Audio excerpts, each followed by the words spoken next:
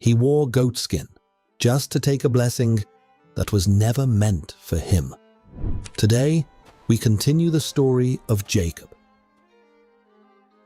Not at the beginning, but in the middle of a life already shaped by decisions, deception, and destiny. A man who had just taken a blessing that could never be taken back, and in doing so was forced to leave everything behind: his home, his family, and most painfully, the life he once knew. If you haven't watched part 1, where we uncover how Jacob received that blessing and why it changed everything, I highly recommend you go back and watch it first, because what comes next will only truly make sense when you understand what he left behind.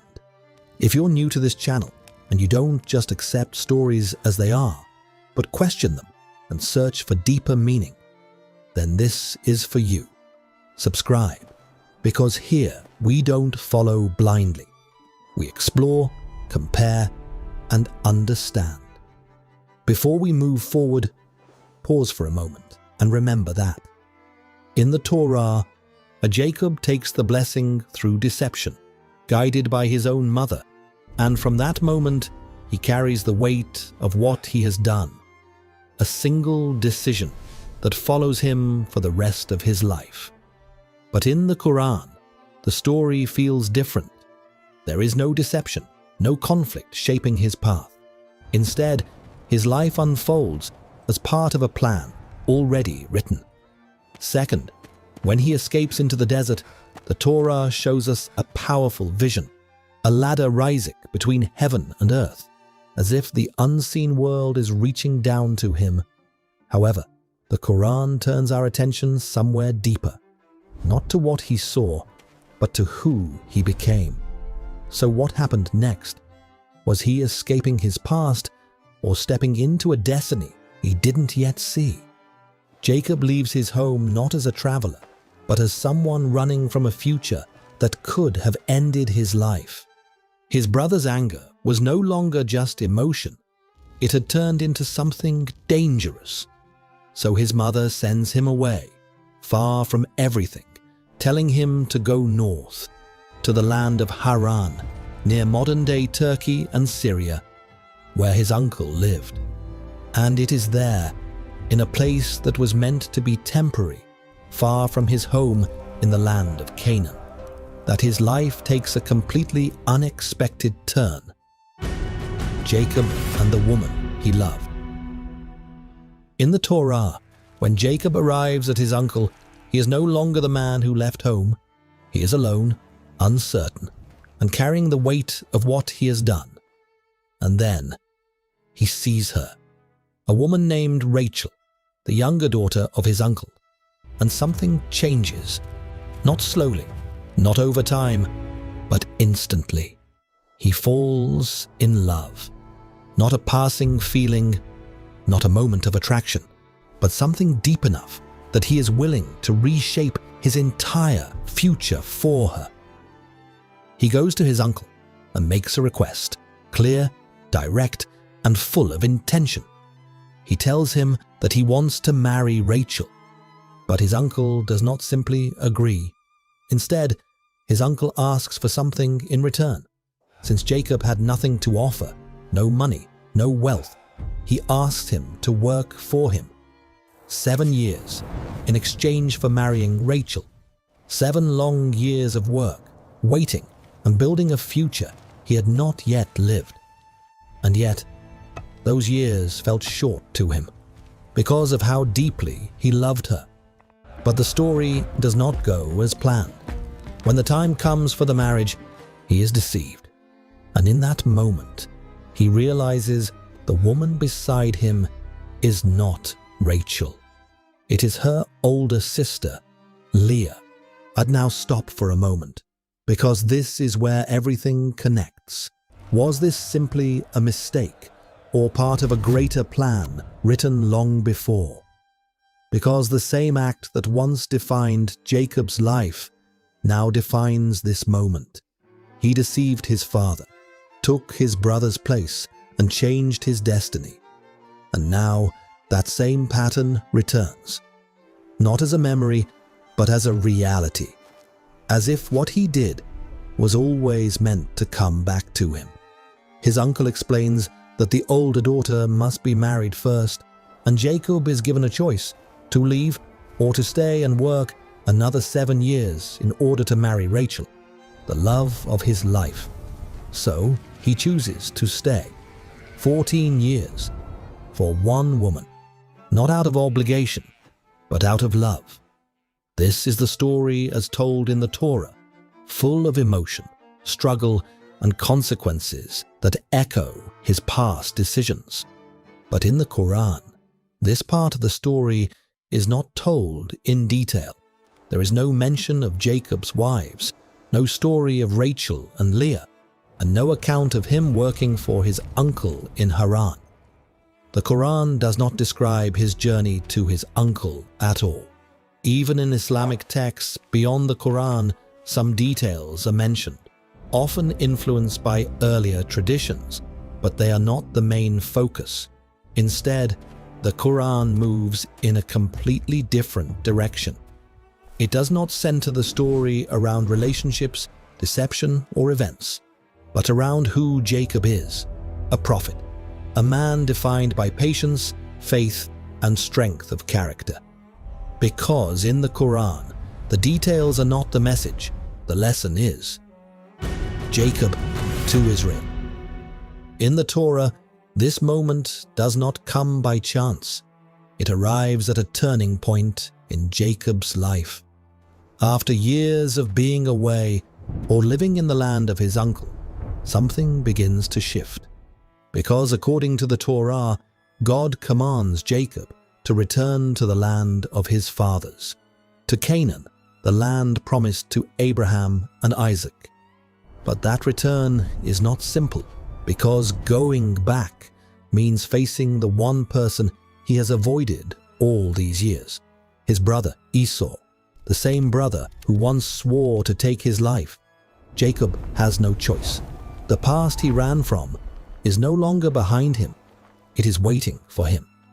So, on the night before he is meant to face his brother, Yaqub does something unexpected. He sends his family ahead of him and remains alone. And then, without warning, it happens. A man appears. No voice announces him. No explanation is given. And suddenly, they are locked in a struggle. They wrestle not for a moment, but through the entire night. A struggle that feels physical, or yet carries something far deeper, as if it is not only a fight of strength. And Yaqub refuses to let go. Even when his body weakens, even when he is struck and injured, even as the night begins to fade and the first light of dawn approaches, he still holds on. And in the middle of that struggle, a question begins to form. Who is this man? Some say it was an angel. Others believe it was a manifestation of God. And some see it as something symbolic. A moment where Yaqub is not fighting a man, but facing himself, his past, his fear, and everything he has carried until this point. And then, in that final moment, everything changes. The struggle slows, the silence returns, and the man speaks. Your name will no longer be Yaqub, but Israel. In that moment, it is not just a name that changes. It is something deeper, something unseen.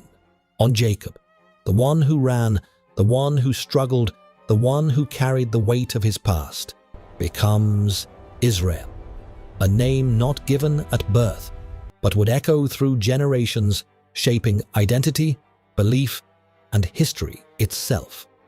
But in the Quran, the story unfolds differently. There is no night of wrestling and no moment where a man fights until dawn to receive a new name. The Quran speaks again and again about the children of Israel, a name that carries weight, history, and identity across generations. So the question begins to rise, if the moment is not told, then how do we know? How do we know that Jacob is Israel? In Islamic understanding, this was not taken from a dramatic event, but from what came after him, because the Quran connects the entire lineage clearly. What it speaks about Abraham, then Isaac, and then Jacob, as one continuous line of chosen prophets. And from Jacob come the 12 tribes, the same tribes known throughout history as the children of Israel. And there is something even more direct. The Quran mentions a moment at the end of Jacob's life, when he gathers his sons and asks them what they will worship after him. And they answer, "We will worship your God and the God of your fathers, Abraham, Ishmael, and Isaac." A single family, a single lineage, a clear continuation. And through that lineage, the identity becomes undeniable. Jacob is not just part of the story, he is the origin of a people. And so the name Israel is not introduced through a moment, but revealed through generations. Because in the Quran, the focus is not on how the name was given, but on what the name became.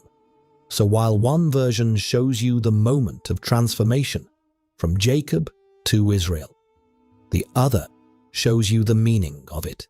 And maybe that is where the deeper message lies. Now imagine this. What if Jacob had never taken the blessing? What if Isaac had seen clearly and given it to Esau just as it was meant to be? How different would the world be today without Israel as we know it? Or was it never really about human choices at all? Was everything already written, long before that moment even happened? And if that is true, then maybe Jacob's story is not about deception or escape or even identity. Maybe it is about patience. Because look at his life. He waited for the blessing. He waited in the desert, alone. He waited 14 years to marry the woman he loved. And most painfully of all, he waited for his son. As according to many scholars, Jacob waited for decades, around 20 to 40 years, before being reunited with his son, Prophet Yusuf. And that kind of waiting changes a person. Because patience is not just about time. It is about what happens inside you while time passes. It reshapes your mind, strengthens your emotional control, and teaches you how to endure uncertainty without breaking. Psychologically, patience builds resilience. It reduces stress, increases clarity, and allows the mind to grow stronger instead of reacting to every moment of pain. Jacob's story is not just history. It is a lesson in how to survive without losing yourself. And in the next video, we will uncover the most painful chapter of his life, the loss, the waiting, and the return of his son, Prophet Yusuf, because that was the greatest test of all.